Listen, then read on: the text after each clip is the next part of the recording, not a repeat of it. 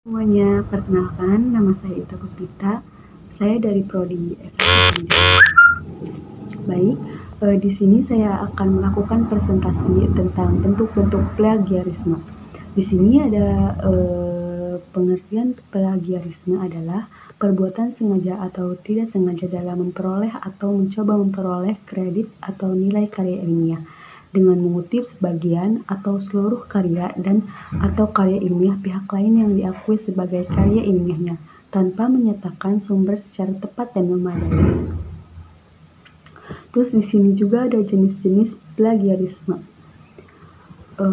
Jenis-jenis plagiarisme menurut Soelistio 2011 terdapat beberapa jenis plagiarisme, yaitu yang pertama plagiarisme kata demi kata, terus yang kedua plagiarisme atas sumber, yang ketiga plagiarisme kepengarangan, yang keempat ada self plagiarisme. Terus di sini juga ada cara menghindari plagiarisme. Terdapat 3 langkah yang dapat dilakukan untuk menghindari plagiarisme cover.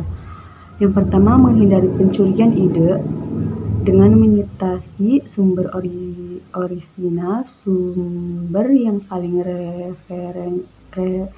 representatif atau sumber paling terbaru. Yang kedua, melakukan pengutipan dan paraphrase. Yang ketiga, menggunakan layanan uji plagiarisme. Terus di sini juga ada mengapa melakukan plagiarisme. Di sini ada 8 alasan mengapa plagiarisme dilakukan.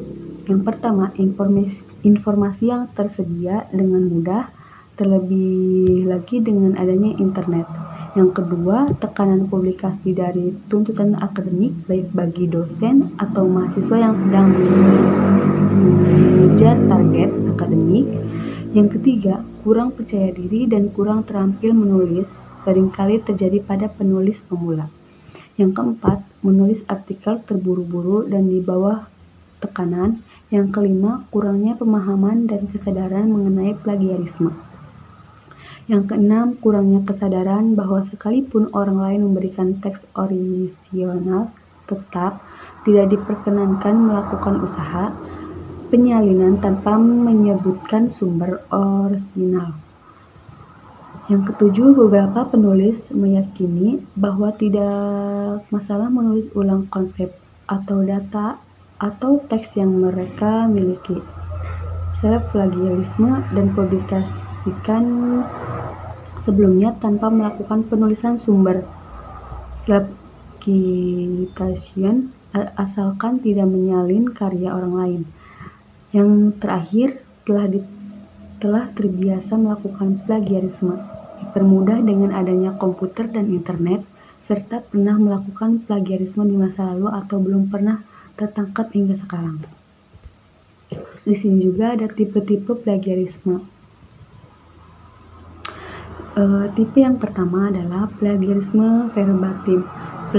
Plagiarisme ini seperti plagiarisme direct, di mana tidak plagiarisme yang dilakukan adalah menyalin atau mengambil karya ilmiah orang lain tanpa merubah sedikit pun dan memberikan tambahan seolah-olah karya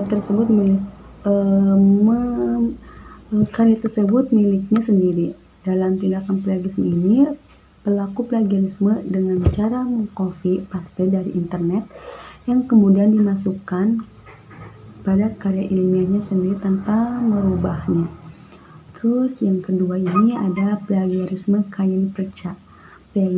Plagiarisme ini seperti plagiarisme patchwork, di mana tindak plagiarisme dengan cara mengambil karya ilmiah dari berbagai sumber yang kemudian dirangkai menjadi suatu karya ilmiah baru tanpa menyantumkan sumber dan pengarangnya. Dalam hal ini, pelaku mengumpulkan beberapa bahan rujukan yang telah di-download dari internet, yang kemudian informasi yang ada dalam karya ilmiah tersebut dirangkai kembali menjadi suatu karya ilmiah baru. Dalam penelitian yang telah dilakukan oleh Ridwan 2017. Terus di sini juga ada plagiarisme paraphrase. Tindakan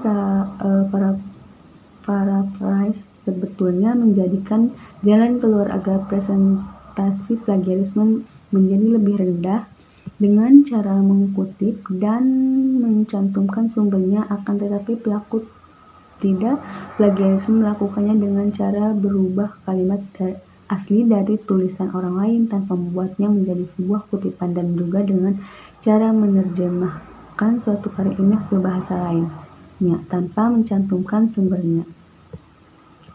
Terus di sini juga ada plagiarisme kata kunci atau phrase kunci. Tindakan plagiarisme ini yaitu dengan cara mengambil beberapa kata kunci atau frase kunci yang kemudian digunakan atau dikembangkan menjadi suatu kalimat di mana kata kunci-kunci atau frase kunci dimasukkan ke dalam kalimat tersebut tanpa mencantumkan sumbernya. Terus di sini juga tipe-tipe plagiarisme yang terakhir itu ada plagiarisme struktur gagasan. Tindakan plagiarisme yang dilakukan adalah pengambilan atau mencontoh gagasan atau ide orang lain yang kemudian gagasan atau ide tersebut dituangkan lagi dalam bentuk karya ilmiah dengan pola yang berbeda seperti kalimat dan frasa kunci yang berbeda. Jenis plagiarisme ini paling sulit untuk diketahui karena kesamaannya. Cukup sekian presentasi dari saya. Terima kasih.